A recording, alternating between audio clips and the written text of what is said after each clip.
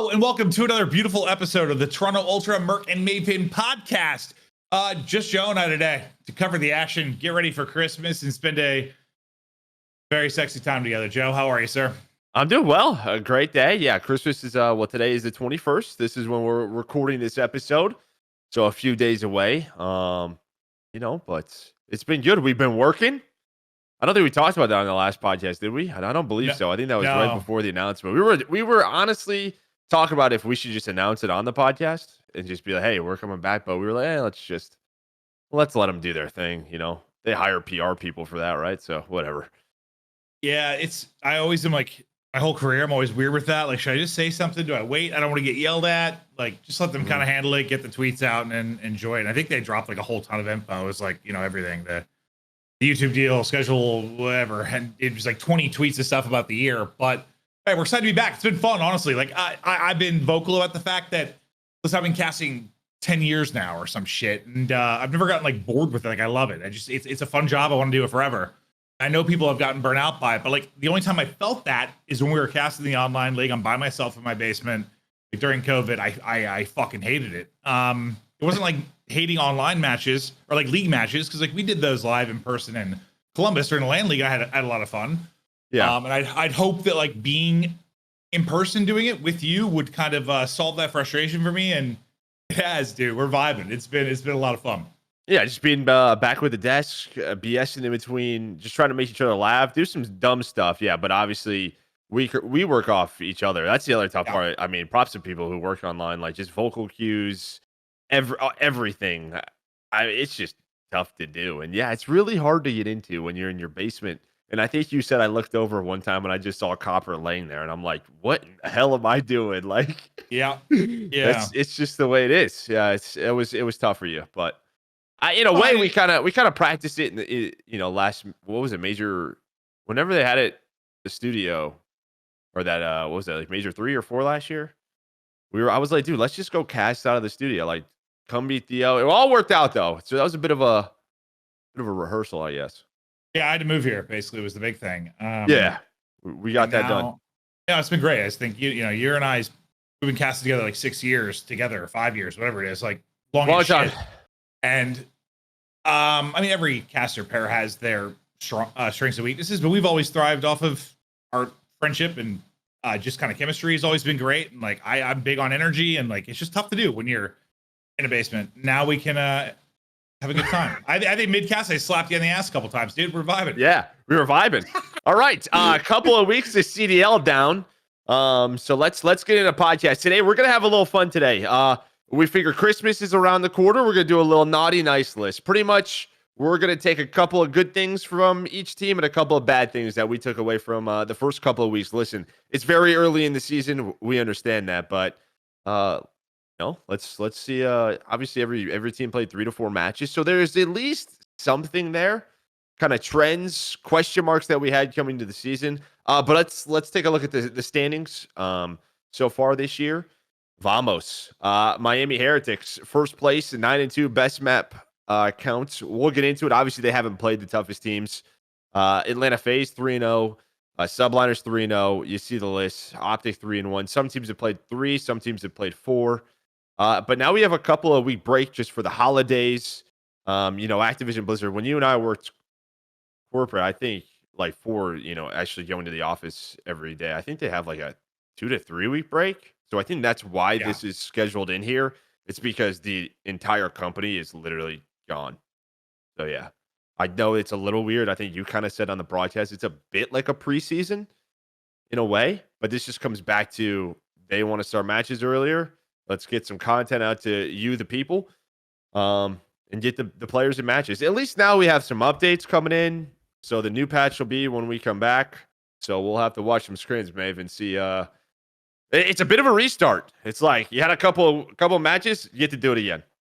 Yeah, I had a couple people in my chat kind of ask, like, do you think, if there's a change to the game or updates, like, is it really going to be a huge deal for teams? And I was like, I don't know, yes and no. I mean, whether we've had shit spawns or good spawns or whatever, like, the good teams usually do well, the bad teams do poorly. I think when it's really tough is when, I mean, even if you have bad spawns and they're consistent, I think people are okay. It's when you have like the really inconsistent stuff that's a problem, which hopefully an update doesn't do that. But I think it'd be if they were taking out like half the map pool and putting in new maps, maybe that's a different convo. But change the spawn, I don't think it's going to make some team way better. We'll see. Well, I mean, we have the capability on PC to kind of do this. Obviously, like, bro, I remember while I was working League Ops, those updates would come out. We'd have to update every single PlayStation in the venue because through PC, we can play on old patches, right? At least we have that capability. On consoles, you cannot. If a patch comes out, you have to update the game. You don't know if anything changed. You can't have that happen mid-match or mid-tournament. So at least now we have the break. But yeah, I mean, you have to have some heads up for the players and the teams. But hey, we're changing spawns. We're not going to just throw you into the gauntlet and say, figure it out. So well, honestly, like, if we're not going to have, we're talking like semi-perfect world. If we're not going to have it where, like, you know, the relationships there with the devs where we're out, you know, months and months before, and the pro teams are working with them to get stuff in a good place. Like, we pray for that, but who knows if that'll ever happen. If that's not going to, part of me is not opposed to like just forcing it in early, get a couple weeks before the break, show there's some problems, maybe something needs worked on, and we hope that over the course of the break stretch, it does get worked on. I mean, maybe I'm being unrealistic, but that kind of cycle I wouldn't hate. Yeah, I think the only issue is that like these points go to qualifying. No, that's the problem. That's the only issue. It's like it leads to champs. Like who knows what 20 or 30 points it leads to. I think ideal, but ideal is not realistic. So I mean, ideally, yeah, we would have like a pro-am and maybe you would see some online tournaments, some old 2Ks, whatever that. Maybe that's the best play. Oh, I see what you're saying. Instead of just official matches, like just instead of official matches, have some stuff like that. Stuff. Yeah, well, for cash or whatever. But yeah. So yeah, it was a good couple of weeks. But let's get into it. We're gonna start from the bottom. And listen, some of this is tough, right? When you are looking at 3-0 teams, it's hard to find bad things. When you're looking at 0-3 teams, sometimes it's tough to find good things through the first couple of weeks. But we're going to start with Minnesota Rokkr, talk about them. They started off 0-3, 4-9 map counts. It wasn't the prettiest, but let's start, I think, with the good. I'll start here. And one thing I noticed, Lynzz is performing well. It's not the prettiest stats. He's got a .97 in hard point, 1.03 in control. I guess if they were 3-0, you'd probably want this to be better. But the fact that they're 0-3, I think you kind of take these stats, right? Obviously, the rookie, we've had some rookies really struggle early on in matches, in tournaments. And when you're losing, it could look really bad. I mean, like really, really bad. But he's obviously winning a lot of his engagements in gunfights. So I think you have some here with Lynzz.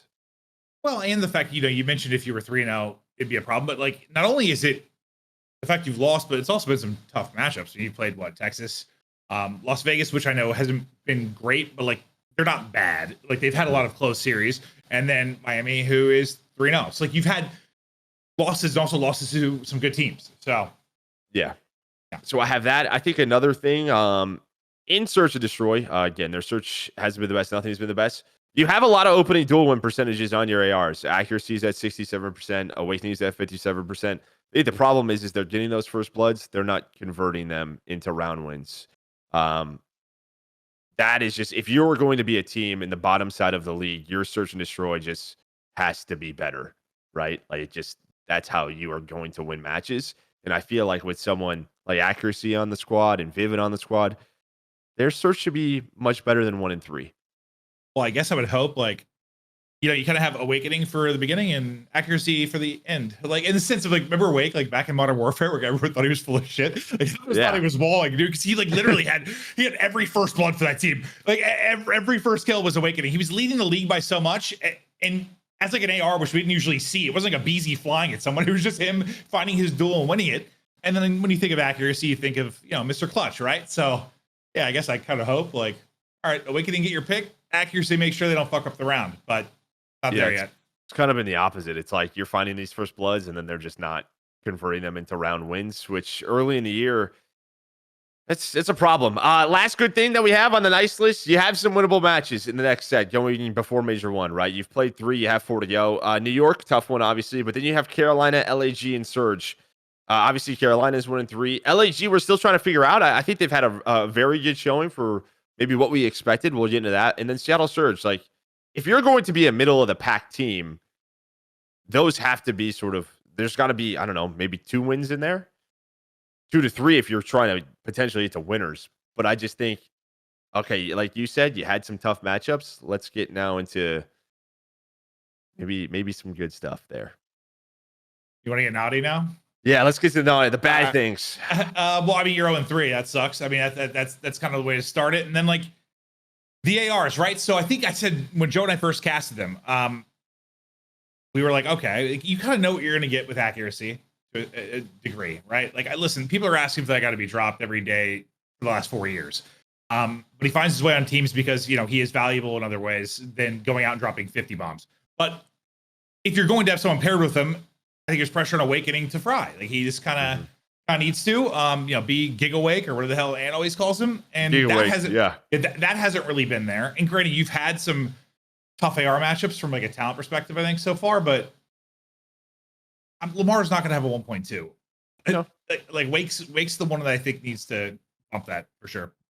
Yeah, I think my issue with this is 0.8 for accuracy, 0.84 for Awakening overall throughout these matches. This is just an AR heavy game. There's a lot of post up. There's a lot of places where if you rotate, you get free kills. There's lots of hills in which the game in a way can be free. You're watching crosses.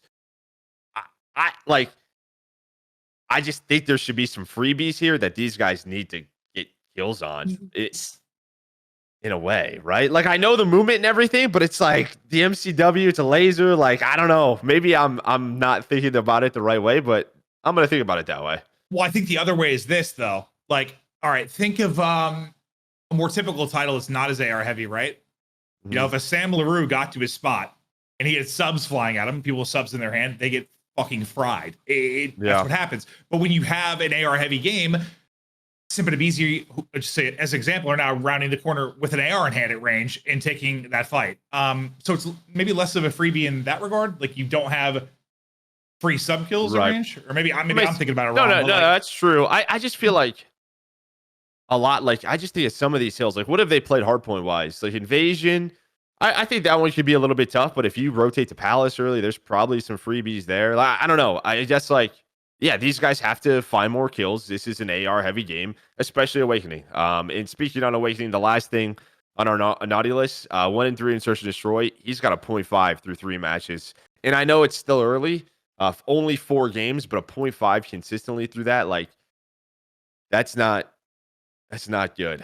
And he's usually always been He's been always like a solid Surge player. I just think of, maybe it's just the 1 year and I'm wrong, but I always I mean, even him and Skyz with Florida, Cold War, you pick the year, like, there'll be some people who say this on EQ stuff. I mean, look at Cold War. He had some great Search and Destroy stats. Fact is, like, this was a team coming into this year. We weren't really sure what to expect. But the one thing we did expect is Awakening to put up numbers. And right now it's just not happening. So. And it's a few. I mean, we're gonna say this over and over again. We're trying to find some fun stuff to talk about. But yes, we have a few maps. It is what it is. But like, you know, you see a 0.5, maybe it's gotta go up. I mean, listen, like 2 or 3 maps, okay, but like 4 or 5, we're starting to get there. Your stats are starting to even out a bit.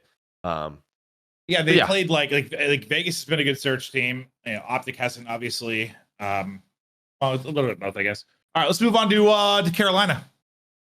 Chat about them a bit.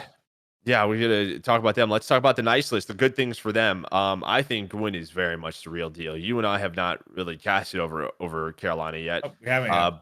But if you look at the stats page that we have, basically our stats page is it goes from green is good, right? Setting the pace. If it's very green, you have the highest in the league, all the way down to red. The brighter the red, that's not good at all. It's easy to spot trends, which is nice. Yeah. Yeah, and he is the one player when you look at this stats list that is trending green, yellow. The guy's getting mixy. He is 1.09 through 4 matches. Again, if you are going to be 0-3, or sorry, now they're 1-3, you're going to be put in the blender at times. And the fact that he's still doing this, you see these stats that he had versus Vegas.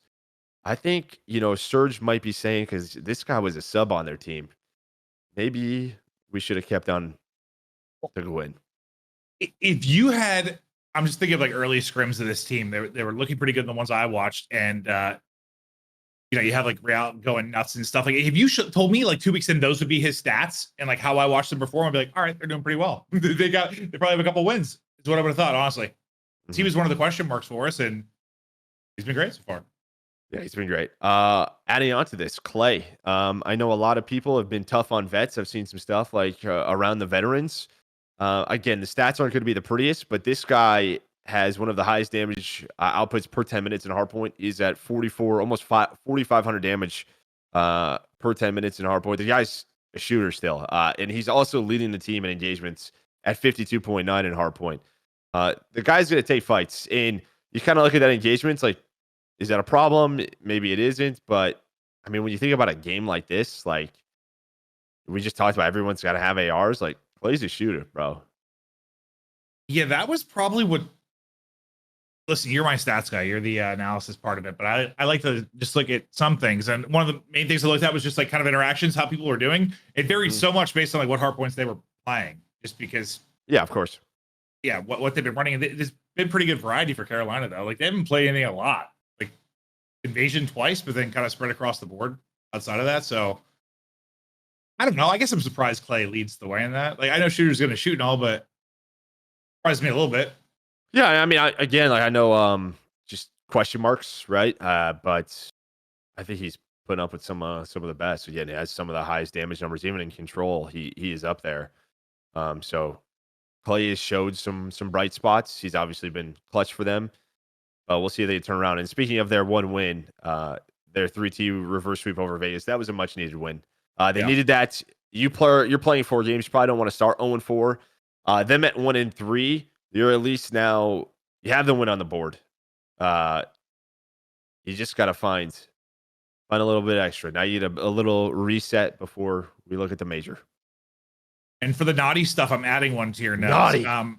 All the people in Clay's mentions, you guys are naughty, bro. He tweeted out. Now, granted, I'm sick of reading this fucking thing too. When people say like, "Oh, we just got to do in scrims, we got to do that in the matches." Like, yeah, you hear that from every team every year, 500 times. Yeah. Like everyone, no one's lost a scrim match ever, is what it sounds like half the time.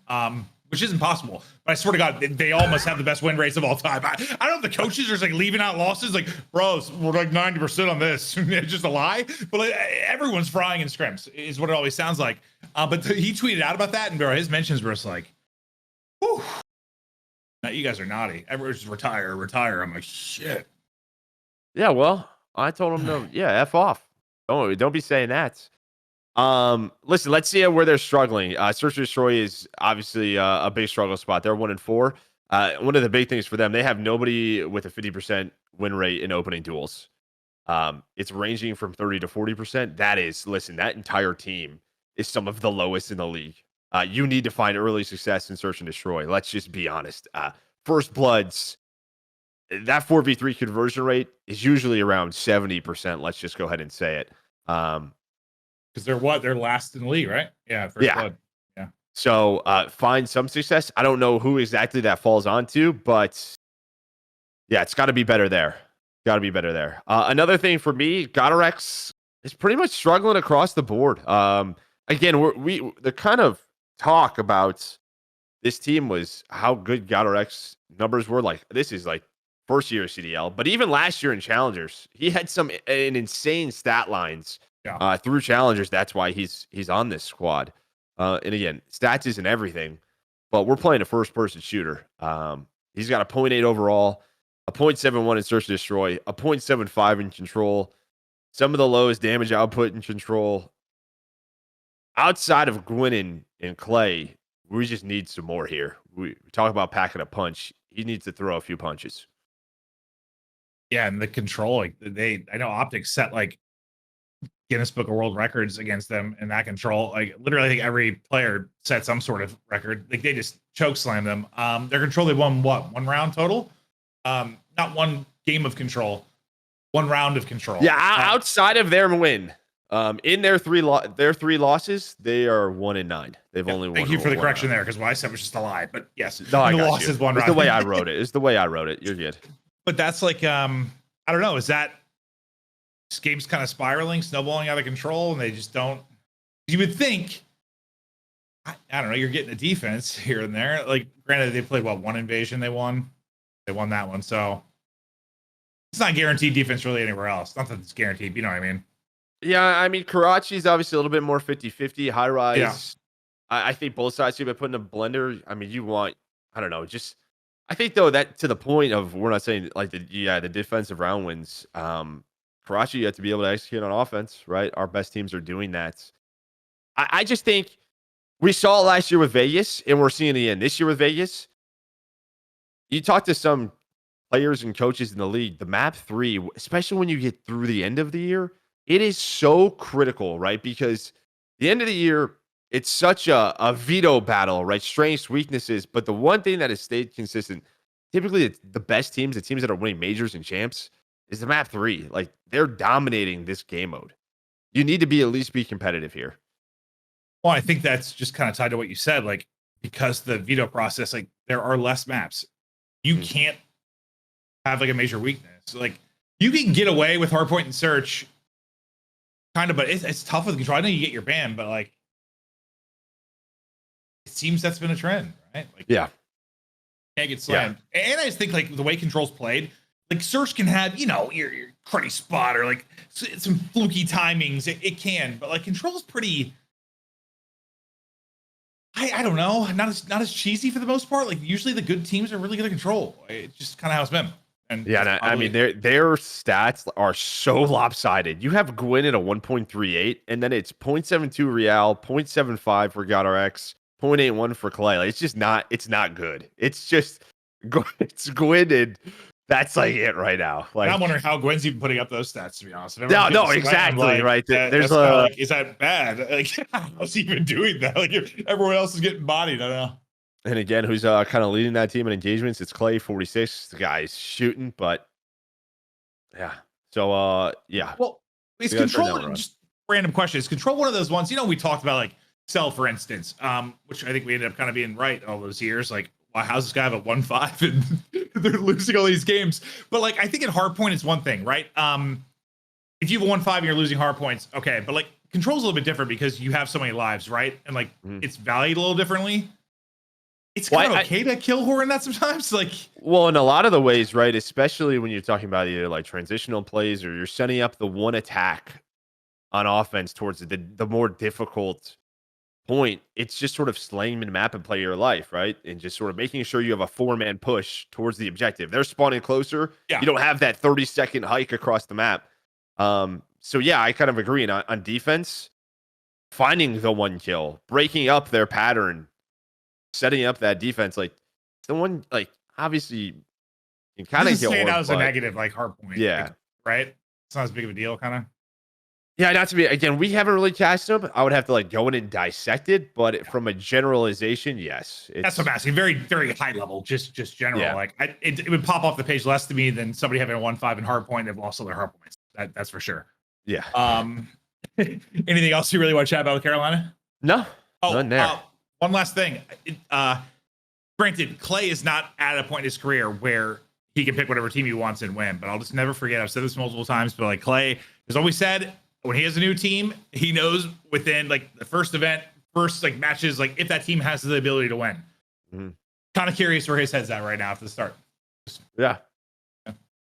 Yeah, because similar last year with Vegas, like just you don't want to be putting yourself in this spot again where every match is like a must win, and we have to go to the major, and there's that extra pressure starting and losing. Hey, he's a commentator.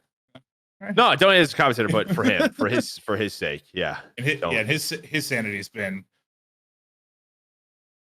Yeah, hopefully he's smooth sailing, but yeah, he's got to turn this squad around. All right, on to our next one, the Los Angeles Thieves. Not the best start for the Thieves, probably that they wanted. Again, there was a lot of question marks around this roster. They were on the rebuild, right? But a 1-3 starts. Let's start with maybe we'll start with the nice list here. I will say one thing is Ghosty is playing well. All the scrims I've watched, Ghosty has put up some insane numbers. He did it versus Boston Breach. He's leading the way in hard points. He leads them in KD, damage per map. SD's got a 1.04, and he's also has an 80% opening win duel. That is, I mean, I don't know how long that it's going to last, but that's pretty. Even at 4 out of 5, he might be winning you 4 search rounds this early into the year. That's a good start for him. I mean, there was a lot of question marks about his impact on Optic last year. Can he, be a little bit better here, turn into maybe a star? He's been the most consistent player for this team. I think I only watched like 2 scrims like from their comms POV like of this team before the season, and they were trying stuff in search and talking through the rounds, but bro, like the other 3 we were like chatting through what they want to do and stuff, and like Ghosty like right before our eyes like, I'm gonna hit this, you guys do that. Like he's just looking for his one sometimes, I think, but he's winning them. Like he's getting that one-on-one fight and he's taking it. But I'm not shocked to hear that. But this team, like in general, this is like, if it's a sports team, it's like, you had your run for a championship, you got rid of your stars, it's time to rebuild and get some good draft picks. Unfortunately, we don't have cap space and draft picks, and none of that should exist. So I don't even know what you're on right now. It's not the same as sports. It's like there weren't stars available. If they were, maybe Thieves would have like spent the money to get like that, super team. But I don't know if there weren't stars available, maybe. I don't think the money was available. That's what I think was really the thing. Who was still available after like what the Giga teams got formed that they could have. Well, I just think the conversation, even with some of like, I'm pretty sure, like, because Envoy and Ken were still chatting, and I think just the question of, all right, who could we go get? And I see that combo is like, well, we really can't go get anyone. We just don't have it. I would have tried to pay Kenny a ton and make him the face of my franchise and call it a day, let him pick people is what I would have done. But yeah, you're probably right. So the money thing too, it's weird because you expect them to be, or you hope they'd be like your Optic, your Faze, like perennial powerhouse all the time. And right now it's a bit of a downtime. Yeah, and I think if you another nice thing is if you look at their first 2 matches, they were given a tough draw. Surge and Faze, they didn't win either of those, and you're thinking, okay, well, this is very competitive. Even the Faze 3-0 was around 10, round 5 control, and a 230 to 250 hardpoint, right? Like every game was very competitive. I know that's the state of the game, but at least that's the thinking. Like before us knowing that trend. Outside of Optic Carolina, like I feel like every match is like, oh, either team could have won that, either team could have won that. It's been something. Yeah, both hard points versus Surge were 50 to 20 points. The thing you probably don't like, and this is kind of on their naughty list, is like they have the big 3-0 over Boston, and you're like, boom. Because again, we're trying to build our tiers. We have an idea. I'm thinking this LA Thieves teams is probably, I don't know, 6th, 7th seed, right? Around there, middle of the pack. But then it's like, if you beat Boston, maybe that helps clear that out a little bit. And then they just lose to LAG. And you're like, all right, now I have no fucking clue what's happening. This sequence, I'll break it down. This sequence broke my brain and why I don't know where anything is. So they're 3-0, then being 3-0'd. And then when you look at Boston getting 3-0'd and then 3-0ing Ultra, that little sequence, I was like, the Bermuda Triangle of WTF. No, for sure. I was like, okay, I actually fucking throw my tier list in a trash can because I don't know where we're at. This is the Toronto Ultra podcast. You guys got shit on. Sorry. Yeah. No, they did. See, I think, there's that. So there's some good, but there's a lot of bad. Speaking of the bad, like I said, the LAG match, just, I don't know what is LAG. They own the Thieves since the inception of the CDL. I have no clue. Dross tweeted like, I leave LA. Now they took over. Like most of the responses were like, hey, they shit on you too. Because they did. But he at least got some tournament wins in a ring and all that. But like the responses were like, it was the shit when you were there. Now, why does that stuff exist though, man? In real sports, in this, like, it's happened so many times where it just feels like, there's 2 teams in one city and the worst team beats the good team all the time. I don't know why. I have no idea, but it's happening again. Looking at the respawn, they are 1-4 in hardpoint. That is not good. They're aggressive players. JoeDeceives and Afro, they have some of the lowest damage per map in the league. Kind of a question mark, right? Was the story of you're hoping to have like a young star here. Like we saw moments of this with Afro in London. JoeDeceives had great moments last year on LAG. Obviously, this is not a sub game, and that might be difficult for them. But they got to be better. Speaking of that, like I like to make sports comparisons a lot. I do just because like there's relations there, and like I always think of like fantasy and stuff. Like I want to talk about Cammy a little bit because like was Cold War just like a fluke at this point? Like think about what I always think about is like when I did dynasty football leagues, when I draft like rookie wideouts. Usually it was year 3 for me that was the make or break. There'd be some that would come in, they'd have a good year or two as a rookie, like a first round pick wide receiver. If they were going to fall off and not be the real deal, it usually was by year 3. And I'd be like, okay, that was like my cutoff. And now I'm wondering if Cammy like came in, he was God. And I'm just like, at what point am I like, this guy's not that? He's just not. It's been a while. And I love Cammy. And he's had some of my favorite moments commentating. But, bro, I think Krim said to me after that year, like, he's like, Cammy's one of the top 3 talents in the league type thing. And now it's just like, where the fuck did that go? Yeah, it's obviously you've had a couple of titles in which were very wonky, and maybe sort of the thinking was like if there's going to be a year, it's this year. And I think what we're referring to is Cold War Cammy. Is he going to get back into that form? So far, he has not. The one bright spot is in there 4 years ago now. Is it 3-4 years now? Right? 3. I mean, that's a long goddamn time. In Call of Duty years, they're like dogs. It's like 7 years. What was that? To Vanguard in last year, right? Yeah. Okay. So 2 years. I don't know. I got the 4, but he tweeted. What was the tweet that I saw? It was while you're finding that, worst COD I've ever played. Basically, after that, worst COD. He might be just a confidence thing at this point. He's like, maybe I'm not that guy anymore.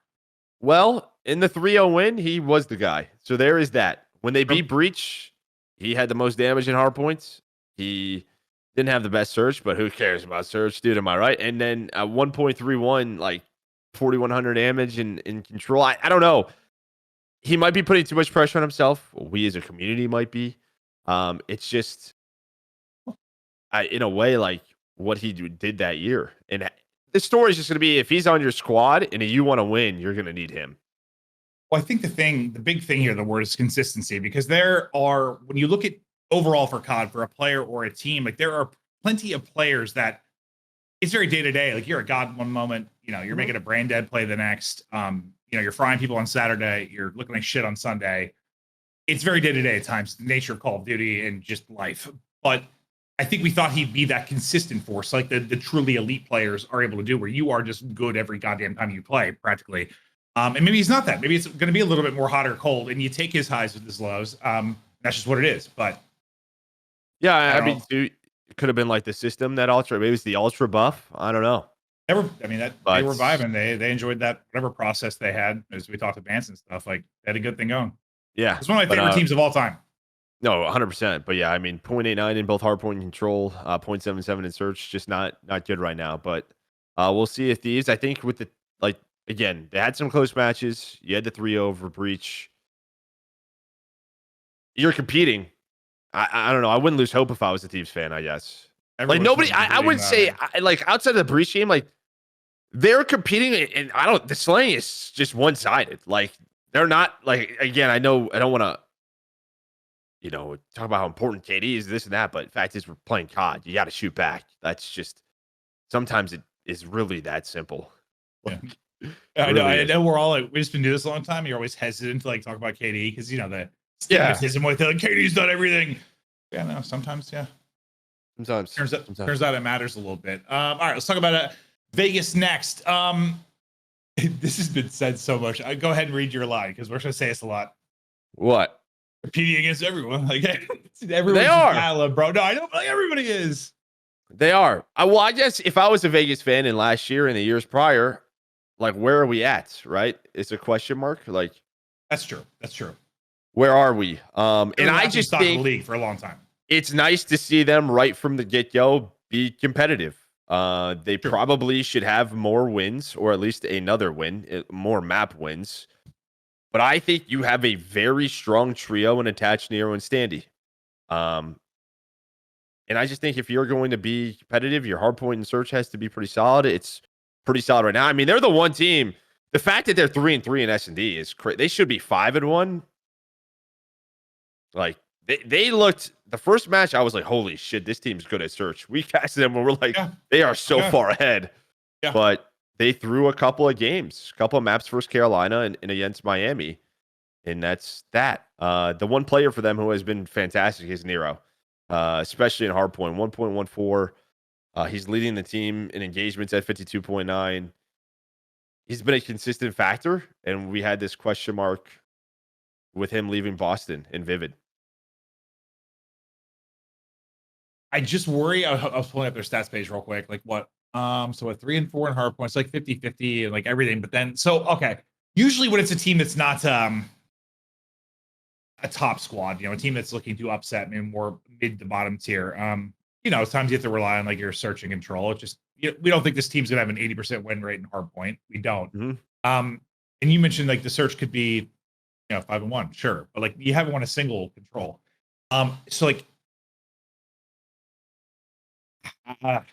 okay, so you stay 50-50 in hard point and hope the search is perfect and you series wins. I mean the control's something's gotta happen. And that's still one of our first things of like knowing if a team's gonna be good or not. You suck at control, I think your team might suck. Yeah. 0-4 in control. Just what we talked about. This was the thorn in their side last year. I don't have the stats on me because breaking point changed. Also, they brought in Standy was like for that. Clay's like, we needed to pack a punch. We need kills and control. We're just getting slammed. And I just don't think it got much better. Even that. They just didn't. So their control has to be better, just plain and simple. They are just getting outslayed. The only person who's doing anything really is, attached and Standy, but the one outlier, and I don't want to, we talked about this, it could be tough as a rookie. Well, a couple of the other players, Gwinn, Lynzz, Purj has not been great. 0.79 overall through 4 matches. Lowest damage in the respawns, some of the lowest in the league in respawns, but control is the one that really stands out. Outside of Real, I believe he is the second lowest in damage per 10 minutes. So, and he has the least amount of engagements. I don't know if it's a confidence thing, but the fact is when I think of these 3 players of Nero and Standy,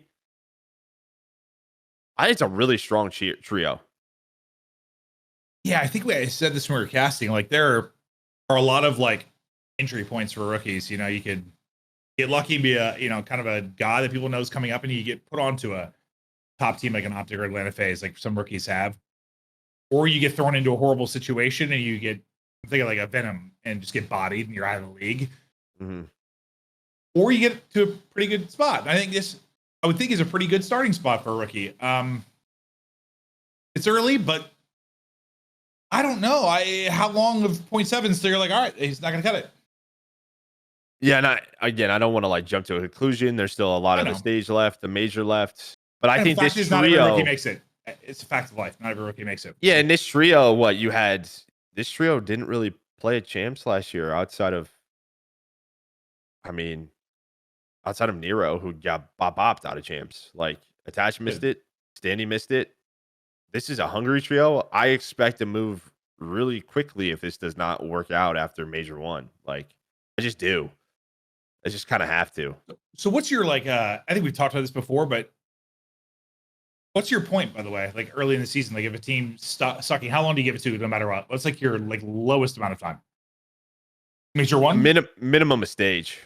Okay, that's what I want to know. So 1 stage, no matter what. I think minimum. Okay. Just with like kind of our champs qualifiers. With that's all I want to know is like the minimum. Like, what's your lowest amount of time before you just be like, holy shit, this is not working. Especially this year, because online you have 7 matches now, right? So there's a little bit more to play with. Like last year, like 5's not depending on who you play. It's not We're probably undefeated in scrims, so yeah, we need more matches. Yeah, need a little bit more. And then you get to a LAN. Do you get better at LAN? Right, that's the other question. If he's better at LAN, then maybe you go again. I don't know how many players are there that have 0.7s and drop a 1-2 at LAN. Not very common. But what was the one thing I want to mention? Quickly, I was thinking about the control thing too. To make it worse, we just talked about how bad Carolina's control is, and they got 1 control win. Who was it over? Yeah, them. Yeah, you're not good at control. No, it's not good. So we'll see if Vegas can turn around there. Again, I like the team. I think there was a question mark of like, who the hell, what rosters are going to be put together, and this trio is strong. We'll see if Purj can turn around. All right, off to Boston. Boston. We're going for Major 1. That's end of January. Let's talk about Boston Breach. Let's talk about the Nice List. Yeah, just for me, I think you compete early against. All right, competing against everyone's one thing, but like they really played Faze very tough that first match we casted, and we have high expectations for Faze, obviously. So I think we're like, all right, this team's got potential. We thought New York dropping Priesta, I thought was the dumbest shit ever. Even though I love Sib, I still think, you know, Austin's situation was very tough with Faze. So I'm pulling for this team. I 100% want Boston to be good. I do. I am biased. I want this Boston team to succeed due to the situation some of the players had. But I don't know where they're at in the tier list just because of what we talked about. Like I thought they were shit after one match, then they beat Toronto. I mean, question marks kind of everywhere. One thing that really stands out is there was just all this talk about Snoopy at the end of last year. Didn't get to see him much, right? Putting into a really tough spot with champs. If I was a Boston Bruce fan, I would be excited about this kid. He is aggressive. He puts out some insane numbers. He is leading their team, and he's the real deal without question for me already. He is. He's a good player. Pretty much every category, he's leading the team. Guy's gross. 1.06 overall. I think the one thing that stands out to me is search 1.26.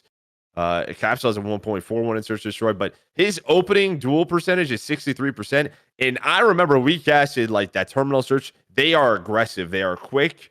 He runs like the lightweight boots instead of covert. Like he takes timings. God plays with confidence. I dig it. I was convinced last year because he came in right before champs, right? I think it was like was his first event champs, or was there? It was 4 champs.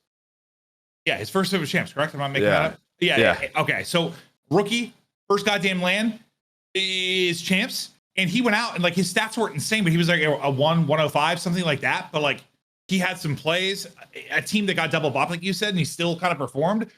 In an SMG role, I was not worried about confidence at all. Like I was not shocked they built around him. We just talked about how hard it could be to come in as a rookie. Like to come in your first event's champs. I think people at home don't realize like how. I know things have changed, right? And champs is different, but even though online to LAN performances can be similar, it's still, dude, there's nerves there, 100%. And he was in Faze, so I was impressed. Yeah, another thing to be happy about, you talked about them competing. Listen, their respawn's 50%. You talk about playing Surge and Faze, I think we think are very highly, and then Ultra. Like those 3 teams, I don't know, what would you guess their hardpoint percentage would be if I told you they were playing those 3, right? Like probably not very good. The fact that they're around a 50%, they're at 50% in control and hardpoint, I think is a good thing personally about where this squad is.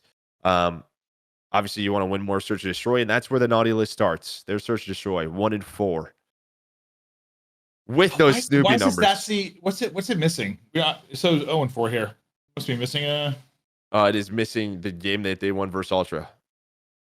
Oh, okay. It might not have updated the stats guys in the back. Yeah. Sometimes the scouting reports are a little behind. You can see the match data, but it's just not like filtering in automatically. Something I noticed that the other night. But yeah, I based on what you said about Snoopy and knowing Litigoat and what he brought to that Faze team, he was trying to get their groove back in search and destroy, and his just sort of career in search. You think this would be a good search team? Like, yeah. You think it'd be I don't know, a middle of the pack to good. So I don't know. It's early, but usually I would think like players like that, you're usually ahead early in search, not struggling. Well, I mean, there's something wrong here, right? Because I'm going to read, you have a 1.41 for Capsule and a 1.26 for Snoopy.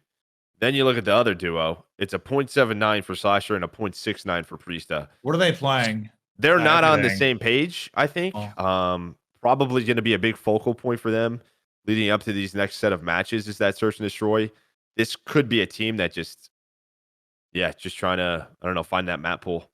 I think you can put, I know, nature of the game, all that, but like they've gone around 10 or 11 like every search for the most part. And the losses, like what, round 10 versus Thieves, round 10 versus Seattle, round 11 versus Faze, and round 9 versus Faze. 2 of your searches versus Faze, for fuck's sake, that you lost. So it's probably better than it looks at 1-4. Okay, but how does Boston Breach beat Faze, Maven? Yeah. No, you're right. Yeah, I'm not. Yeah, you know what I mean. Like, I also don't see Boston Breach beating Faze. So yeah, I'd worry more about the other teams. Like, I think they need at least one. I think with this squad, I think it should be around 50 to 60%. Just with this roster. Just you're not winning shit. Yeah, you're not winning. But Capsule and Snoopy, I think sort of the young foundation for this squad has shut out pretty well. But we'll see if that can get better. And then I think for me, again, just sort of the question marks. I call it the battle of the mid. They got 3-0 stomped by LA Thieves. Like, that's just not a match you wanted to get smoked in. Yeah. And then they beat Ultra somehow, right? I feel so weird, like critiquing shit just in week 2. It's so early, but I mean, we gotta talk about shit. So here we are. We're gonna critique things. We have to. But like, it's just so who the fuck knows? They might turn it around, but again, a tough schedule. Tough schedule. Well. Yeah, so leading up to their major. They have who had like the toughest? Was theirs might have been. There might have been one that was harder, but yeah, it's up there. It's up there. Let's move on to the other LA team, LAG, in which I am very surprised by this roster so far. I think they have been solid. The New York series, they probably should have won. So I think if you fix that, because they probably could have won all 5 maps versus New York. Obviously, that's the difference between a new young team and a seasoned world championship team that can just literally grind out wins. You could be 2-1, and we'd be sitting here like, holy shit, what does LAG have, right? But yeah, I think you do have something here for the first time in a while. Yeah, I just didn't know a ton about Ezreal and Fame. I know we've seen some of, but I mean, people forget that like also like a champs MVP. Like there was a stretch where he's getting his numbers and he's been on some top teams. Diamond, I think we just didn't get enough of, but we're very surprised when he wasn't in the league, considering how he did. I think he was one of those year, that Cold War year, yeah. Yeah, I thought he did enough as a rookie, like sort of like you're talking about. I don't know, a Gwinn or a Snoopy, or I thought he did enough that he was going to be in the league for a while. Like he didn't deserve to get out. So all that said, I'm still very surprised. Yeah, starting off with a nice list. Diamondcon's been crazy. 1.07 overall, leading his team in both hardpoint and search and destroy. The guy he's been putting up some insane numbers. So I think he should have. This is like that question of his team, right? They won the first event last year, and because of the Arceus thing, he didn't get a spot. But he destroyed challengers last year, had some insane numbers. Everyone was talking about Diamond when it's going to get a shot. I'm happy he has a shot. I really am. So excited to continue to see him going. I don't think he ever should have had to go through that personally. So I'm really excited. Yes. Can they keep surprising us? I just don't know what the ceiling for this team is. It probably, even if they're surprising us in like a good way, I mean, I don't think they're going to be a top 14 or something. I don't know if it's realistic, but maybe we'll see. Last couple of years, they haven't even been in. They've been in a different realm at times. Yeah. Maybe they have a chance to make a run at a tournament like that LAG team did a couple of years back. So that'd be good. You know, you talked about what the NYSL series should have been a win. That's one of your naughties. What went wrong there? They literally threw like every single game. That doesn't help you win, Joe. No, it was like a 4-point. Let's see. Let's just go through this here. Oh no, this is the wrong one. They won. They beat them on Subase. They lost 2 searches around 10 and around 11, and they lost by 2 points on Karachi. Yeah, so they won. That series was close as shit. Yeah, it was very close. And I just remember talking to the green room, like they threw a lot of situations. The only good thing for them again is what we talked about with Vegas and sort of the control in Carolina, the control problems. They have been winning control. They are 2-1 in control. They could be 3-0. And Ezreal, what you talked about, he's a top 3 damage dealer in the league in control right now. So really, that is a strong game mode for this team. And again, if you were going to be a middle of the pack team that wants an upset, you're looking at that game mode, right? And that's going to keep you in series with what we've been talking about. So I'm excited to keep seeing this team. Oh my God, you're back. I don't know if that was forever. The recording. Yeah, you froze too. Oh, okay. I was confused what was going on there. He froze me for a sec. Hi, we're still here, everybody. Okay. Oh, did you hear me though? Didn't hear a thing. No, you were frozen. Oh. What did you say? Just repeat it just in case. What were you talking about? Oh, I was just talking about their control. Could be 3-0. 2-1. Yeah, I heard that. Then I'm sure you ranted about something for 10 seconds. I didn't hear. I probably did. I blacked out. Last thing for them that needs to be a little bit better. Joe is frozen. He looks very handsome. Their search and destroy. It could be better, especially Assault and Ezreal. They have some of the lowest opening duel percentages in the league. It's like 20% and 35%. This is what I'm going to ask you before you froze. Sorry. How much stock do you like put in damage in like Call of Duty versus maybe other titles? Like with the low time to kill, like it's pretty much always leading to a killer, like an assist, I'd imagine, for the most part. Like if you're putting in damage, there's not a lot of like bullshit damage, right? I wouldn't think. I think there could be, depending, but not necessarily. No, because even so, damage should lead to kills for your team, right? Like you can help your team's trade. Yeah. And I just think Estriel, like, he's one of the faster paced players playing a sub. If you're leading your squad there and potentially one of the highest in the league, you're probably putting a lot of pressure on the map. Because outside like Black Ops 4 where you could heal and maybe things would get inflated. Yeah, that's where you could farm some damage for sure. Yeah. It shouldn't be too much, I wouldn't think. But we just didn't use that stat until what, like 3 years ago? I mean, we never really did. We didn't use a lot of stats. We just kind of had we had Maven stats. we didn't have stats. People just made shit up. But well, still happens. You never know. Yeah. What you were talking about? They just won what? Subase for the hard points. Yeah, I just think teams are going to take that away. They're 2-1 on Subase hardpoint. They're 0-2 elsewhere. If I'm looking at the data here and I'm saying, all right, guys, versus this team, we're gonna veto Subase. And for like new viewers or new people to it, like, early in the year, a lot of teams like they just sort of veto to their weaknesses or what they don't want to play, or they just try and play a lot of stuff. Yeah, some people play everything.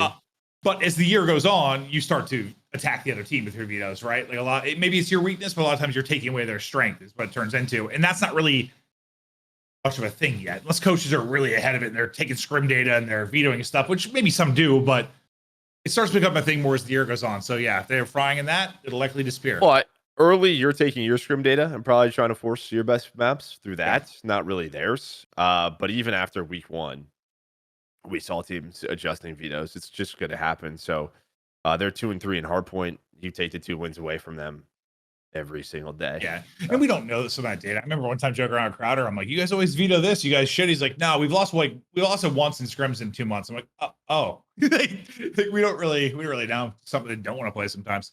All right. Who's up next? We are moving on to Surge, right? I just like this team a lot. Just before we get anything, I don't know what it is. I've always liked Surge, like the branding and stuff. Just these 4 guys. I love it. I do. It's a fun team. Yeah. Let's start off with their nice list. The good things about Seattle Surge. Illey, you sexy man. Yeah. I mean, we had him on the podcast for the 16 minutes he was here. Go ahead. Yeah, go. You got it. Yeah, I'm just. Oh, he looks way cooler. I look horrible. You look like a bit of a jet. It could be the headset, but yeah, probably that. Yeah, I look like an alien or something. But he's been a monster though, and I think this is like his revenge tour. His I'm back bullshit. But even then, he's not really had numbers like this. Like I'm back bullshit. Like, but was he in a position to have numbers like this? Like, well, okay, maybe, well, even with Optic, he's never really needed to be that guy. But I think we always thought he could be. Like you saw the skill was there, but we're thinking it, but we never knew it. Now he's doing it. Yeah. Now he is doing it. So he's leading. He's positive all 3 game modes. He leads the league as well in average damage per round in Search and Destroy. Yeah, he was playing S&D tournaments literally on our podcast. So the guy loves Search. Yeah, right from the get-go as well, adding on to that list, they showed right where they belong. Kind of set the tone, I think, for the year, beating Boston and LA Thieves. They did cool off. We'll get into that, but it was a strong start for them. Again, sort of a question mark of where is this team? They answered it early.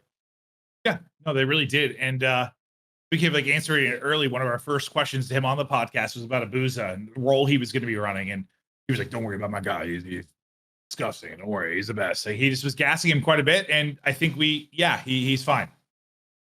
Turns out he's doing, Abuzah's been solid. He was their best player versus Faze as well in the sub role. He's been great in Search and Destroy.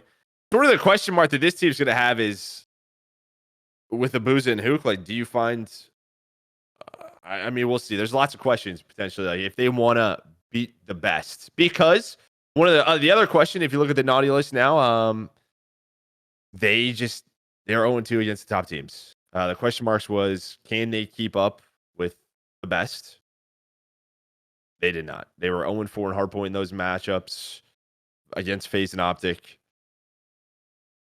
I just sometimes, yeah, the pack-a-punch thing, like, you just need more from everyone against the best.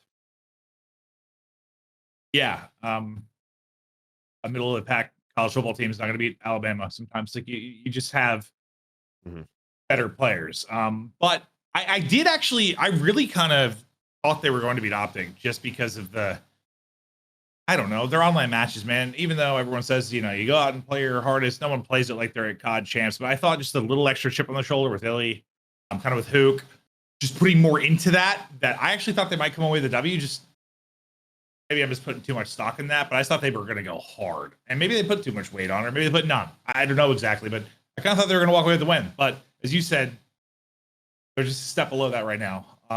Yeah, and I mean, there's people in the community just saying, like, do you then go out find a better sub duo and put Abuzah as an AR, right? Like, if you are going to make a move, because the guy was gross. I mean, that's all we heard last year was about him being a main AR and the best in challengers, right? Like, also, this made me think of another thing. Randomly, when I was going through Reddit for like some stats and like talking points, I saw a post that was basically like, it's time for accuracy and RCs to hang it up. Like putting those two in the same sentence. Am I crazy thinking that's fucking insane? Like, and I'm not trying to talk shit on either player, but like, I think talking about those two needing to stop playing and the same thing is just kind of, that's crazy, right? people are crazy. That's fucking crazy. Yeah. Okay. No, you're not necessarily wrong, but yeah. People, it's just like anything. I was like, is this satire? And I opened it. It fucking wasn't. Yeah. Everyone's got opinions though, Mav. So we'll see if Surge can turn it around. I get it. Yeah, we'll see if Surge can turn around against the better teams, but it's kind of what we expected. I think the one thing maybe is just like, it's so tough because in this game, like someone like Hook, this guy's like trying to pull out a sub on terminal. Like, and I just like feel bad. I just see this guy like trying to run, and I'm just like, you know, he wants to run around with a sub. Like, you have like Karachi, a little bit of invasion, but it's just not a lot of movement for those players. Well, that's what I'm hoping. Hopefully, we get terminal like Hardpoint the fuck away from my life forever at some point and get something else in there because it's dog shit. But or the I'm hoping. I was gonna say, I'm hoping the hill change or spawn changes. I don't think it's going to be like this crazy difference maker like I was talking about for teams, but in that regard, it could be. Because if spawns go out further and, you know, you can do your typical get in the hard point, time to push out spawns, get your sub players in their cuts. Like, if that dynamic changes, then yeah, people like a Hook will probably improve. People like Kismet will probably improve. So that'll be a big one. I hope so. Because yeah, no, we talk about it. We see people like itching just to get going. It's like, this guy's like the one dude who's trying to use his sub on terminal, bro. I see him like just mid hallway trying to do something. I'm like, this poor guy. Like, you see, he just wants to fly. I think this is another team just with knowing Ray. Like, even in the matches they lost, they owned 4 in hardpoint. There were a couple of moments in those hardpoints they made just some mistakes. They really did. So we'll see if they continue to get better. But the one where Kenny got through on. Yeah, Nero. Yeah, that was just a weird timing thing, if I remember right. Yeah. All right, over to Ultra, the Toronto Ultra podcast. We haven't cast them yet, have we? No, we have not yet. Let's start off with the nice list. The good things for Ultra. The first thing for me is Cleanx has been a monster. Talking about those sub players. This has been a guy who's like, I do whatever the hell I want. He is leading the league in the Slayer rating. This guy is putting up insane numbers. I mean, you see that graphic versus LAG. They've only played 3 games, but I feel like every time we've talked about like Ultra in the past, and if Cleanx is playing well, they're usually winning. Well, he has that like ceiling, right? Like, I think you know, ever since Simp and Abuzah came in the league, that's the SMG duo. Team sort of rival, and usually if they are at their best, they're very hard to beat. People's peaks aren't as high, maybe. Cleanx is nuts, dude. When that guy's in his bag, he's one of the most fun players to watch in the league. Like, he is fucking disgusting, and he plays with some pace. So I always love when he's doing well. He's just, listen, we're commentators, bro. He is fun to cast. I love it. Yeah. One other thing, there wasn't like a ton on Ultra, but a nice thing I thought was that Scrap. A good thing was that Scrap backed up his trash talk against Clay. I don't know if you've seen the clips. No, I actually haven't. There was a ton preseason. Like every time they played H, they were just shit talking each other. Every time he shit talks everyone, I thought so. Yeah, but him because Clay will go back, right? He did back up the trash talk against Carolina, so that was good. Because if it wasn't, that could have been bad. Reminds me when Formal came in the league, bro. Formal and Clay got into it back then, bro. Because Clay was like, the guy at the time, and Formal wanted to be the guy, and they'd really chirp. Those battles are fun. I hope. I don't know if Clay's the point in his career where, he's gonna be winning his ones against Scrap all the time. But listen, any shit talk and drama for the league, I'm all about. I love that shit. No, I think they both know it's great for the league, and they both play it on. But Clay gets it 100%. Ultra should have won that match, and they did. Naughty list, the not good things. Talking about subs, Envoy really struggled versus Boston. He had a 0.49 overall. Again, I think he's a guy like similar to like a Hook, and he needs to like roam around and go on his flanks and be a true sub player. It's a tough game to do that. Well, we've talked very highly of how Simp has been performing and his, the way he reads the map, the way he finds the gaps. Having Deddy back and be able to be a playmaker, like for him, I think another guy would have come to mind that this would be great for would be an Envoy, right? Like he's kind of been that dude that just is a terror to deal with on the map. Well, the two maps he played in Respawn against Boston were Terminal, which you can't do that, and High Rise, which you can't really do that. You literally move on Terminal, alarms go off. That's it. Again, it's just one game, but as I said, we have to nitpick because that's what we do on this show. The last thing I will say, they're 1-2 in Search and Destroy versus 3 matches. You probably want that to get better, and Scrap and Insight, kind of the two players who were struggling. In that game mode for them. You have Scrap at a 0.64 and Insight at a 0.83. So you probably want to find a little bit more consistency from those two. And Insight's always been such a good search player. I'm sure that would get turned around quickly. Yeah, I mean, I'll never forget the first time he came in the league. It was like, I don't remember what map it was, but he set like the SD record. Miami. Yeah, he set the SD record like the first time he played. I'm like, okay, all right. He dropped like 19 or some shit. Yeah, he'll figure it out. Let's talk about Optic. Listen, I think just when the roster came together, you and I were like, this team should be good. They have the talent. They should be great. But it was one of those things where it's a big enough change that still some question marks, right? We put a lot of pressure on Kenny because he's kind of a mastermind and really likes to dive into the nitty gritty, and he wants teams to play a specific way. And he thinks about the game in a way people don't. And so far, when it comes to Respawn, they've been great. And Kenny he's your favorite player. You can say you fucking love Kenny, don't you? You fucking love him. Guy's a sicko, and I love that. I mean, there was just a lot of criticism, or not like just like questioning this move of should Kenny really be an AR? Is this the right play, like the right move? And I'm just happy he's putting up some dumb numbers in this role. Like, not only am I happy he's like, because I think he will put this team in a winning position, I'm just also happy that he's putting up the numbers he is. Because I know that Cold War year was rough for the LA Thieves, but the one bright spot was like this dude was stupid in an AR role. Yeah, I just don't know when this whole like Kenny. Well, it's because in Vanguard has to prove himself thing became. I don't know. Well, it's because he switched to a sub in Vanguard and then they started winning, right? Like that's where I think that comes from. Is that like he's a more effective even sub player? Optic's like intro video. I'm like, what the fuck is that? They have what's the thing in their intro video? It's like does he need to prove himself? Fucking what? He won champs 2 years ago. Well, it's for the video. Yeah. Okay. Well, when the first time you saw it, you weren't like, what? I said that out loud. Like, I don't know what he's got to prove, but I'll watch. I mean, I don't know about Kenny though. Yeah, no. Ken won a world title a couple years ago. Listen, you have wins over Carolina, Seattle, in Minnesota. Nothing really jumps out of the page. Maybe the Seattle one, because we were thinking like, well, how good is this Seattle team? But the fact is, they're 6-1 at hardpoint, 3-1 in control. They are controlling their respawns. They're putting up silly numbers. Like, they're just kind of popping off. I mean, when Optic was at their best, I mean, they were like a respawn powerhouse. Like, they just had a shitload of talent. They're a respawn powerhouse. You see the potential there. I think for that to be a thing again. They're fun to watch. They can smash teams when they get ahead. Pred, listen, I know Pred can sometimes get a rap as like, maybe being a little too kill focused, maybe not going in first, but he just puts up numbers. I mean, the guy is frying. Yes, the way he plays, sometimes he's going to have to pop a 3-piece to bail the team out, but like he's capable of doing it. So far so good when it comes to the respawns, but that guy's a freak when it comes to the talent. He's awesome. Yeah, it's getting chargeable. 1.52 in control as well. Just insane. That is leading the league. And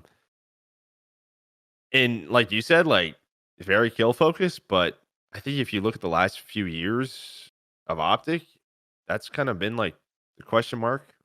Like, can we find outside of when they played Faze, like Shotzi would just like randomly pop off for an insane match or Dashy would, but a consistent slaying sub duo. Because you had Hook last year, right? And that was the big thing. Like, it's just a question mark and question mark and question mark. With Pred, I think you're going to get your numbers no matter what. Yeah. So, thumbs up there. Their naughty list. I think we casted that series versus New York. You had some early mistakes, especially in the search and destroy. They're 2-3 in S&D. The one stat that stood out to me in search is Dashy has a 25% opening dual win percentage, and this is a guy who's a shooter. So I hope he's winning those duels. I'm sure it's a very small sample size, and he will get it turned around. But it was just one stat that I saw that was very red for them. Well, yeah, the team overall, yeah, you're like 11th in first bloods. The other thing that stood out in search was, for whatever reason, typically in search, I mean, it varies by map, kind of like control, but usually defense is favored a little bit on some maps. But like right now, their offense has been pretty good. They're like 3rd overall, but defense are like last in the league, or like 11th. Just struggle with retakes.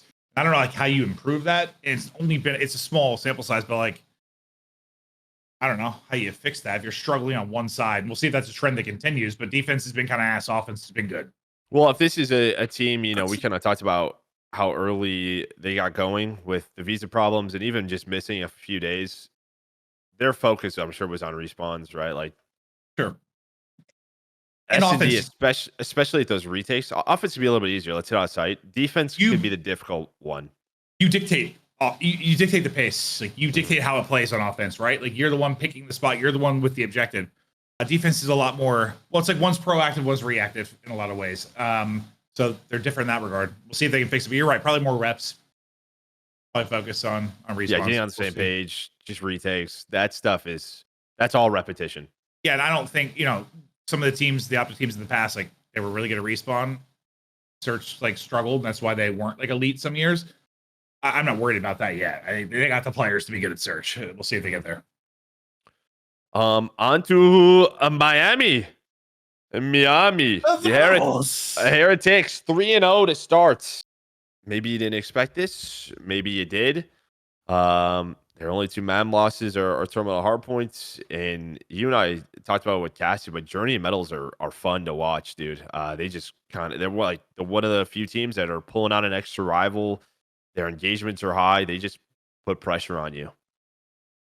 I think, you love like the big plays, the commentator, and like with the MCW, I don't know, like popping that like 3-piece, that crazy play is kind of tough. But with the rival, like on Invasion, you get in your spot, you can just wipe out a team, like kind of like Simp did the Search and Destroyer. Like they did in a lot of their controls. They are very, very fun to watch, and I love them. It's another team I'm pulling for. I'm happy to have them in the league. I'm happy they're back. I'm sure. You're loving a lot of teams, dude. You're loving a lot of teams this year. Well, I get asked a lot like what my favorite team is. I'm like, dude, I don't give a fuck. Like I've been commentating so long. Toronto Ultra. I want good matches. I want good matches. I want to be entertained. I want to have fun while I'm casting. That's all I care about. Yeah, but you're right. Like I used to have like a smaller window of people I love when I first started, but when you become friends with players in the league more, you've been doing it a long time. Yeah, I guess I just root for everyone. It's kind of weird. I don't know. Yeah. What's okay? Good matches. Yeah, that's all you want. It's good Call of Duty.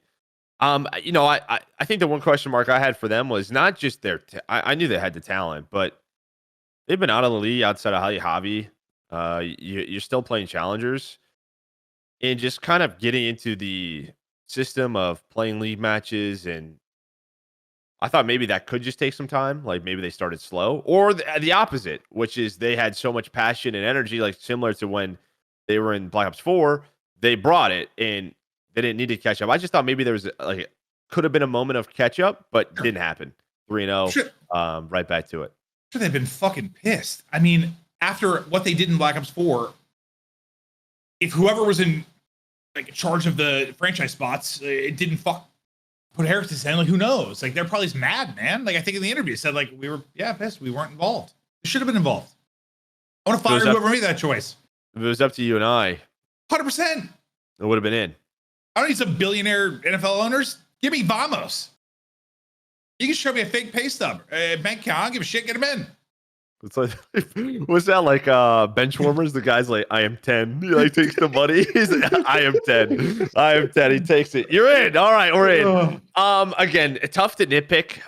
Just kind of the naughty list or the bad things about this team. It's not their fault, but 3-0. I mean, it's a weak schedule. They have wins over Vegas, Carolina, Minnesota. With Carolina, Minnesota. Yeah. We're gonna have questions going into their future matches. Like, depending on who they're playing, you're just gonna have some questions being how good is this team? That's really it. I guess for their part, you can only play your schedule. They've won convincingly. It's not like these have been close or super close matches. Like they've clearly been the better team. That's all they can do. So for now, they're on top. We love watching them. But yeah, hard to like kind of properly know where they are.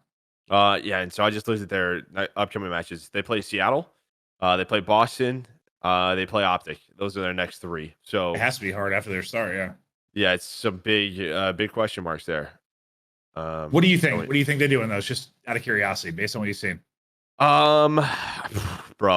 Seattle Surge, like that could be like a 3-2. I think they're pretty close. That would be my guess. I think they're a little ahead of like Boston and LA Thieves, and they should be like a 5-6, 6-7 like in there. So that's a close one to me. I think they should beat Boston with what I've seen. I don't think they beat Optic, and then they play LAG. I think I saw, and that's a win. So if you go 2-2 here, finish your first stage 5-2, I'll take it. Yeah, 2-2. I'd take that. It's hard to judge Boston's Seattle versus them. Yeah, I think I agree with you. It should be close. I could be wrong. They could go 4. Fuck if I know. That's just my guess on what I'm seeing here. Lastly, I think they're 5-0 on Invasion. We already started to see some vetoes coming in. You take Invasion a hard point away. They're 0-2 on terminal hard points. They've shown a little bit more of a wider map pool, but just be ready for the Invasion vetoes. It's going to happen. On the Faze? On the Faze. Listen, I always get the whole Maven loves Faze, blah, blah. I'm sorry, they've been the best team in the CDL. The fact is, this is the most talented team they had. Draza is the most talented trio this fourth has had. I don't care how you feel about Draza. He is a very good player. He's a very hungry player. He is dedicated. He is what they needed. This team has no excuse not to be very good and win multiple tournaments. So far, positives, they look good. They beat a solid Seattle team. They beat Boston, who, especially after the Toronto win, looks a bit better. Thieves, who knows, sort of. So like it hasn't been maybe the most difficult schedule. But I think also for us, like we kind of thought with this titles, the way it plays, like that Simp would be very good. And for the first time we watched scrims, we were like, oh Jesus Christ, yeah, he is just shitting on people. In the league, that's been the case too. He's been nuts. No, he has been nuts. Simp has been pretty insane. I think he's the most. I've said before. I think he's the most well-rounded and talented player I've ever commentated over, and I mean that. Just the full picture of brains, playmaking ability, skill. He is insane. Yeah, he's got great awareness. He's doing it right now. Great awareness, good in every single game mode. I think. Do we have a clip as well? Do we have a video about Simp? Going down now. Oh, here we do. 4 versus 4. No one threw the first blood. Body smoke just tries to fly right on through. He does it. Slides through 1. Looking for 3 now is Simp. Got a chance to make the play. Chance potentially for the ace. There's 3. Bye-bye! Simp Yeah. with the ace. And That commentator is pretty good. to shut it down in round 1. I was sick then, dude. I had a head cold during that too. It could have been better. I was out of it, bro. Could have been better, but I even couldn't just tell you those what I little said. things, just having that smoke for the alleyway, ready for every single gunfight, he doesn't miss. I mean, yeah, Simpson in true form. I mean, in terms of like maybe bad, what do you want to work? I mean, maybe you're not the happiest about some of the wins because they're still squeaky, but is that the title? Yeah, I guess a kind of big picture, like withdrawals are coming in, sort of like, is this what they need? Is my big thing with this team right now. And so far, you're good. One thing you and I have been critical of, and since Cold War, their biggest issue has been hard points, right? Like they just so many close hard points they're letting slip away, like over and over and over again. This team just could not be like dominant in hard point. I know last year talking to Crowder, like they really worked very hard on trying to like the fundamental. Listen, this does not apply to everything. Just think about like hardpoint in general, what you're going for. It can be objective by committee, but in a perfect world, you would love to have like your AR in the hardpoint getting time, your subs pushing out cuts. That's what you want in a perfect world. And they like after the first major last year, Abuzah was #1 in hardpoint time, and we were like, that seems ass fucking backwards. You don't want Abuzah sitting still in the hardpoint. You want Abuzah sending it at people. And they worked over the whole year to try and like adjust that. And it wasn't until Major 5 that finally it was like Slasher and Cell leading the way. They go 5-1 in hardpoint. That major first time above 50%. They go 7-3 in hardpoint at champs. Like they finally seem to work on it. I was just curious, like how it's going to be in general with the hardpoints for them. They've won a lot of close ones, which they played a lot of Karachi, and that's kind of Karachi. I'm not convinced this is a good hardpoint team yet, but if they are, that's going to be problematic for everyone. If this ends up being a good hardpoint team. Yeah, because we expect obviously even like adding Draza to this trio, how good they are at search just every single year. Yeah, it's gonna be. I mean, yeah, tough to beat. Especially there's just more freedom now in this team. Like with last year, it was just tough to be. It's very just one-dimensional search and destroy. I think there's more options here. And as good as they've been, even though they've won more events or placed better than it'll always be the Optic versus Faze thing. When they play, Optic has gotten the better of them, right? Like that's what everyone talks about. Like Optic has beat them. And a big part of it was Vanguard. Yeah, a big part of it was hardpoint. Like it's been a big thing. If they fix that, we'll see how that conversation goes. Which that's one thing I'm really excited for too. Just in general, when I was going through just sort of the hardpoints, like everyone sort of has a different band. Everyone has a different map they're sort of targeting.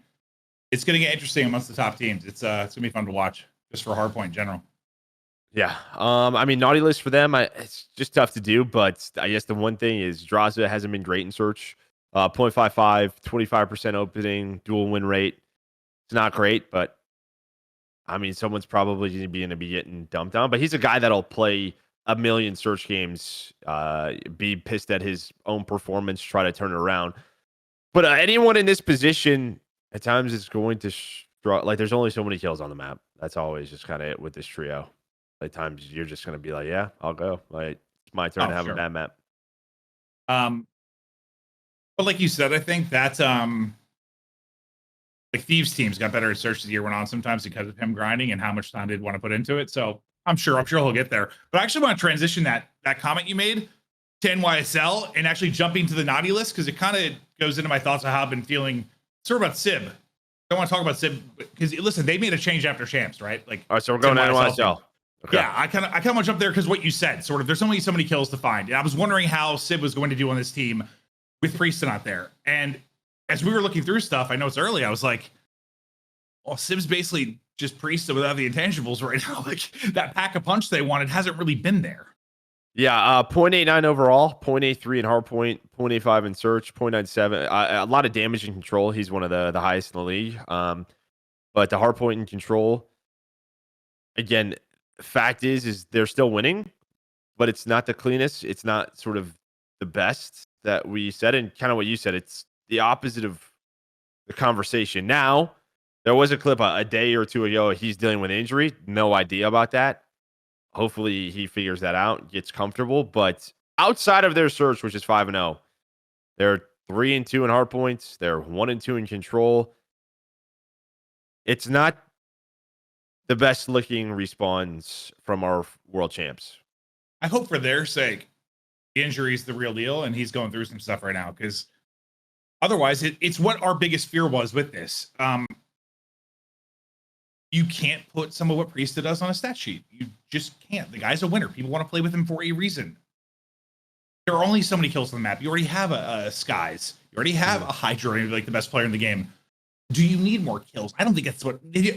How do you even say that's what's holding them back or whatever from being elite? They just want a chance. Like, I don't know. I hope it's not a move that bites them. It's so early and the injury stuff, but I looked at it. I'm like, well, that's not really a pack a punch, is it? Yeah. I love Sib's the man. That guy's wildly talented, but his name's Dante. I'll literally F you up.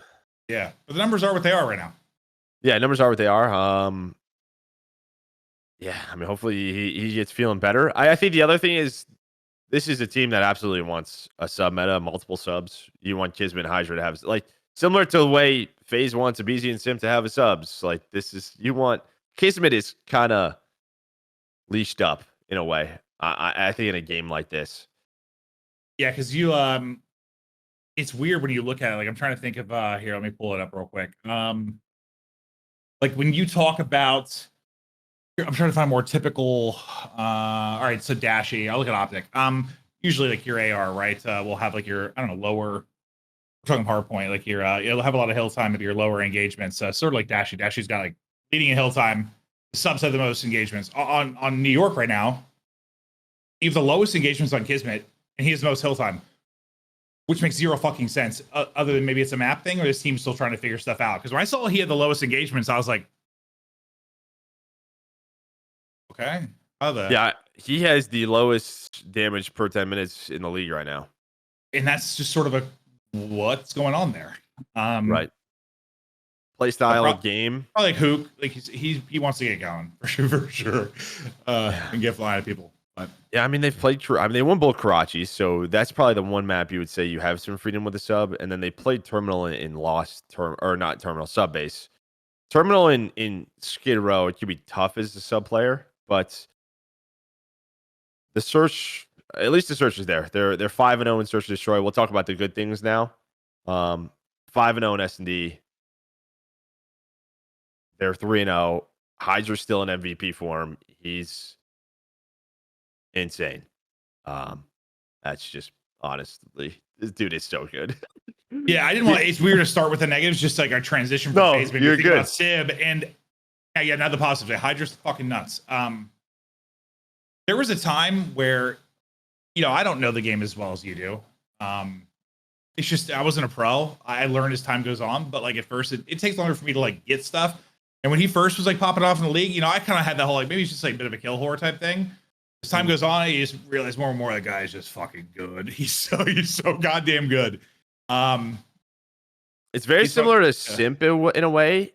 Yeah, he knows exactly where the next kill is coming from. Like it's like fighting and pre-aim, like boom, next one. Like Prime Scump was the same way. Like those three just really stick out. It's like they make the game look so easy, but what they're doing is not at all. And I made Joe watch. I think I mentioned this on broadcast, but I took there was 5 minutes of gameplay from Simp, his POV and a scrim I was watching. I'm like, I need you to watch this and tell me if you weren't a former pro, if you would think this guy was full of shit. And he was like, dude, he just every corner he rounds, he perfectly centers on foreheads for 5 straight minutes. I'm just like, how? I would just give anything to play like that for a day. Like it's unbelievable. Yeah. If you were not a former pro or not really good at COD, you would 100,000% think he was full of shit. Walling his balls off. Yeah, but he's not. He's just they're pros are different, man. Hydra's the same way. I mean, we saw it all last year. Like just always ready for the next fight. That's why he was our MVP. Yeah. But they're 3-0, and I think that is the end of our naughty and nice list. So hopefully enjoy it. Again, listen, we had to find some good things and bad things for every team. It can be difficult with the sample size. It's very early. We'll probably do this again in 6 months, and we got a lot more for you. But I swear to God, if I see a Reddit post maybe Merk overreacting to this, we'll come up with some fun stuff to talk about for the break. Listen, there's only been a couple of matches played. Yeah, Maven's gonna find you. He's gonna be next Krampus, dude. He's gonna find you. He's gonna find you. Oh, I think overall I'm just excited though. It's good to be back. It's been fun to cast, and yeah, we'll kind of see what happens with the update and where we're going. Looking forward to watch some scrims. And then do you want to talk about this latest news? Well, I figured you might, since it's like your favorite like title. And I guess I do too. Like what the rumor that it's gonna be like a direct sequel to Black Ops 2 for 2025. So does that mean I don't get Treyarch next year? No, Probably. you do. Oh, I do. So it seems the way they're doing it now, right, is because it was this 3-year thing. Now it's this. I think they're keeping this the same way to give studios more time. I think Sledge now is sort of a similar to Raven. They're gonna like try to control the year 2, so it'll be like a Treyarch title, and then the second year of that, they'll add like the Black Ops 2 maps and everything in that year 2. The Treyarch makes and the base weapons. basically, and someone makes the DLC. Correct. Now I imagine if because MW2 was what it was, you probably won't have as many changes going into that following year as we had this year. That is, I think, where people are confused. I don't think they're going to overhaul Treyarch's title for that year. It's pretty much saying we're going to, yeah, it's like the second year of that game in a way. Well, sort of like, yeah, this would have been more like a 2-year cycle. A DLC type thing. Correct. Had it not, which I'm okay with as long as the game is awesome. Sure. I mean, I think for us, that's great. Like for a competitive side, if we have a good, a Cold War, a good competitive game, I mean, another year, we've never had that before. Fuck yeah. What was the last time we had 2 like good games in a row? I mean, listen, Call of Duty games are great. There's a lot of positives. I mean, for competitive side, when was the last time we had 2 in a row? No, you're not wrong. We might have 3 in a row the way this is shaping up. I mean, honestly, a better start than what we've had. Yeah, no, I mean, I think for Warzone and I'm not a big multiplayer guy anymore. I love casting, but I don't play as much. But like, I can tell how excited the community is, despite all the flaws. I mean, last year was just so what it was that I think this year was going to be loved no matter what. But I think it's more than that. I mean, there's a lot of good things. 100%. Yeah. And then also in this, again, it's a rumor, but Pick 10 is supposedly coming back, in which I'd be very happy. But again, that's in the sequel, but we'll see what happens. I just miss like the hard counter, rock, paper, scissors versus like, there's so much shit. Yeah. But that's Treyarch. I mean, I'm just excited for next year's Treyarch title. But we still got this whole year. Yeah, this year, I mean, it's a great start. We were worried about how it was going to start because being kind of early and still figuring stuff out with snaking. No, there's been good. Stuff, no snaking's been not good. Or no snaking's been very good. Yeah. We didn't really bring it up, but there was the one thing with Skyz. It might happen from time to time, but he got punished. Or did you talk about that? No, we didn't. We did. Yeah. Well, we did before the show. I could mix it up, but I guess what he didn't get to here. Let's just play the video. Can we play the video, Skyz? Do we have that? I forgot to bring it up earlier. It was we started off slow because we served our duty. We didn't get to warm up today. That was miserable. I will never snake again, bro. I'm sorry. When you say you served your duty, was it because you snaked in that P1? Nobody would scrim you this morning? Yeah, bro. Yeah, bro. Like. Wow. Okay. Yeah, bro. I served my duty, bro. So there you go. Teams are upholding that. And I think that's good. Listen, I've been one that's always said, like, I think GAing something like a movement's kind of just weird as shit to me, because it's not like you can just GA a gun. It's not in the game. Snaking's still there and available at all times. So it's weird to me.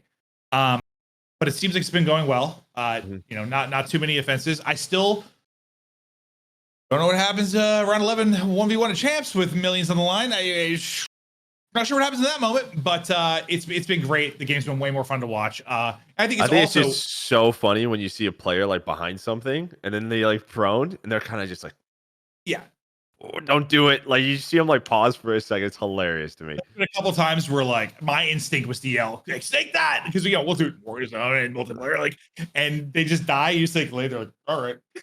Yeah. But it's been good. I'm really excited to see where this year goes, and hopefully we got some big improvements coming. The thing I want more than anything is probably just like one more map. And maybe we would say that every year, I know, but we just leave raid like every year. Just leave it every year. I don't think I'll ever get sick of raid. Just put it in every fucking year. Just leave that'll be the one staple. I'm okay with that. It's good in every mode. Yeah, I think spawns is probably the biggest thing. Just a little spawn overall. We'll see what'll happen there. Because that changes the maps and the way they play big time. I think back to what we talked about a little bit earlier. Like, it's one thing when they're bad, but when they're bad and inconsistent, it's just, I think, a headache for everybody. Like broadcasting, I'm like, man, everything I just said means absolutely nothing because of that spawn. So Fuck. That's life sometimes. But we hope you enjoyed the episode. Happy holidays to everybody. Thank you all so much for listening, hanging out with us, two idiots. We're back in the CDL in a few weeks, but have a great Christmas. Yeah, we love you. Enjoy the holiday. I'm gonna spend it with Joe and go see my parents. I'm dressing up as Santa Claus on Christmas Day for Joe's son Theo. I've got a whole outfit. He does. Take us I'm gonna away, be man. the sexiest Santa of all time. You imagine me walking through the neighborhood there, all the single moms will be looking at me. I'll probably pay you to get pictures. That's what they're paying me for. I think Everyone so. have a good night. Bye.